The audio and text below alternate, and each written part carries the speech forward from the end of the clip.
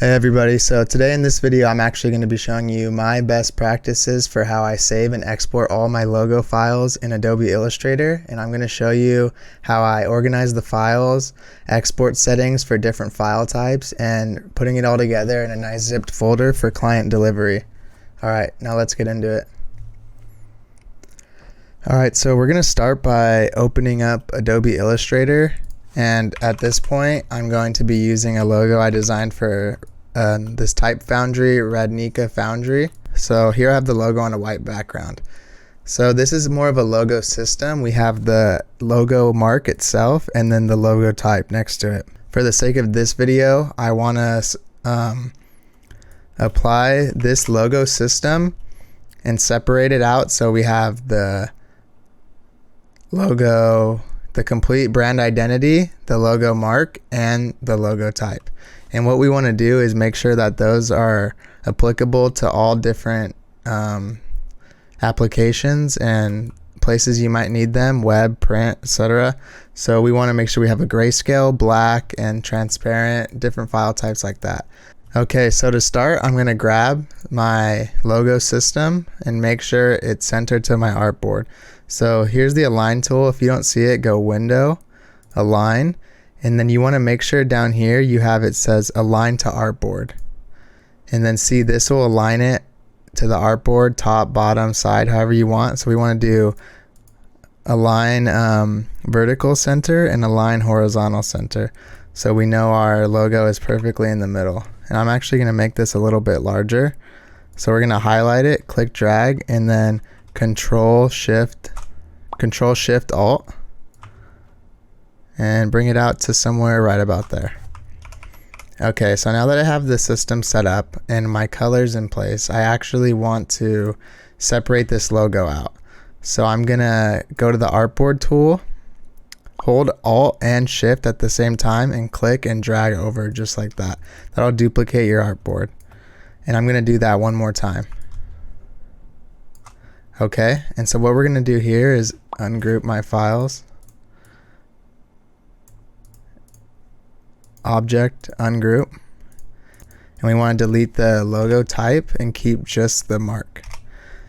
Once I have that, I'm gonna group it and center it on the artboard. And same goes for this one. We're gonna do the opposite.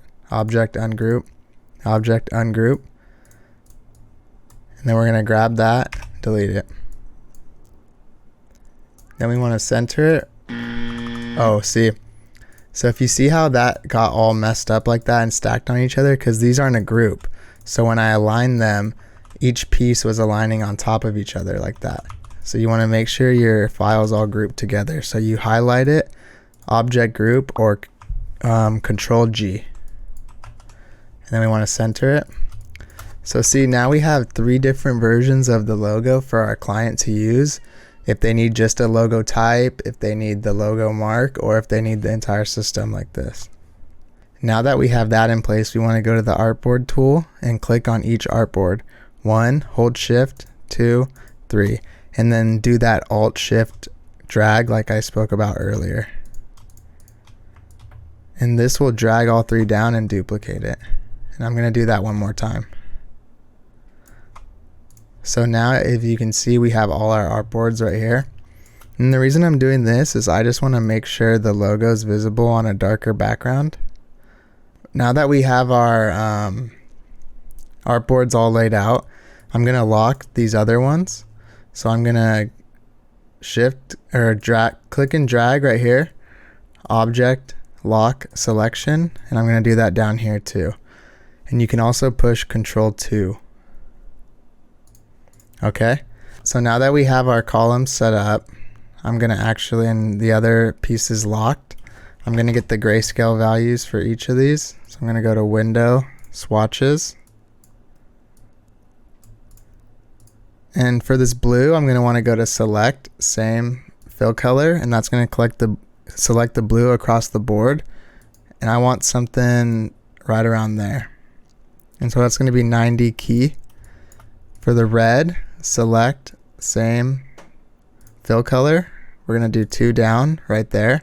And then for the yellow, select, same, fill color. We're going to do 60, no, we'll do 20. Okay. Now you can see we have the grayscale version of our logos, and we're gonna go Object, Unlock All.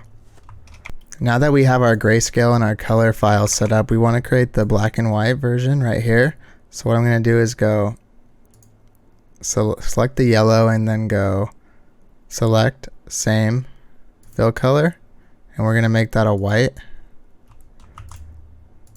Sorry, I was on the wrong one. I'm gonna go to the yellow, select same fill color, and then a white. I gotta make sure these are locked so it's not applying it to those. Alright, so we're gonna go select same fill color, white. Alright, and then these other pieces we're pretty much just gonna make black. So 100% black.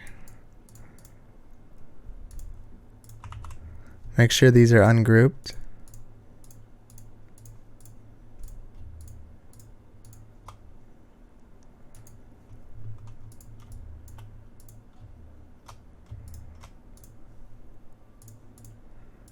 All right. So there's our 3 versions, and you can see this one's black, and we can use it as transparent like that, or have the white background on it. Black and white like that. Okay, so there's our logos. And so this is where I'm going to show you how to export them and save them all in an organized way for clients. So first thing you want to do is save these as a Illustrator document. But instead of a big artboard like this and all these different artboards, we want them to be separate. So we're going to go File, Save As, Adobe Illustrator, and then save it in the folder that you chose. And we're going to name this Rad Nika. Okay. And then we're going to go, this is all good, Adobe Illustrator, save. And then in this dialog box, you want to click Save each artboard to a separate file. And the range is all. So with this, you can choose if you only want the 3 or 6 of them, whatever. All right, all these settings look good. And then we're going to go OK. All right. And I'll show you what that did. All right, so you see I have all my different logos right here. And I'm going to actually make a folder right now. And that's going to be called AI. And we're going to put those in there. And then you want, the best thing to do too is name them, and we're going to do that after we export our other files. So now that you have the Adobe Illustrator file, which will be your vector file for the person you're delivering these files to, whether it be a company or an individual, and the next one we want to do is going to be Save As, and then we're going to do Illustrator EPS. So what an EPS is it's a vector file, but it has more versatility in terms of what it can be opened in. So it can still be a lossless vector file, which means it's not made out of pixels like a raster image would be. But with the EPS, you can open this in different programs like Inkscape and things like that they don't need to have the Creative Cloud. Same thing, use Artboard, save. Same settings. And then this will write your EPS. All right. We want to see if it's all good in our folder. We're going to make a new folder, EPS. All right. Now that we have those 2 vectors, there's one more vector file type that I recommend, and this is called an SVG. That stands for Scalable Vector Graphic, and this will be for this type of file gives you code, and you can basically input it into like different code and websites and things and have a scalable vector image instead of using like a PNG. So we're going to go Save As, SVG. Make sure you click Use Artboard so it makes these all separate. And so that's the last file type that we're going to do that's through the Save As toolbar, and also the last one that's going to be vector. All this is good. And we don't need to preserve Illustrator editing capabilities because we have the EPS and the Adobe Illustrator files to edit. Okay. And then same thing, make a SVG folder. And you see The little icon next to it, next to these files, is the Internet Explorer because they're made for web. So that's what you would open them with. So now we're going to do PNGs and JPEGs. So these are some of the more common file types that most people must be familiar with. A JPEG is just an image, and the PNG is similar, but we're able to do transparent backgrounds. So those are good for placing your logos on things on the web or for print if you can't use vector for whatever reason and still have the transparent background.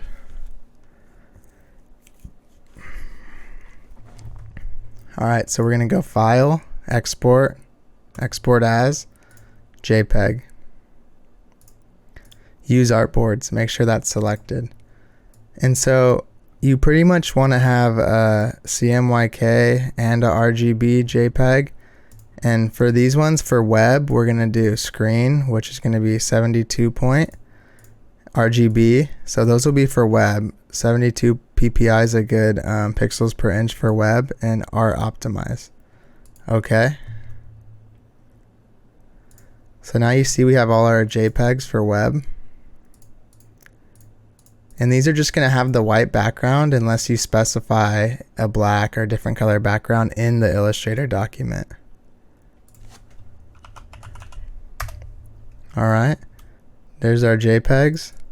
And the last file type we're going to do is going to be with the JPEGs, since those were a smaller one, it's good practice just to save a larger JPEG also.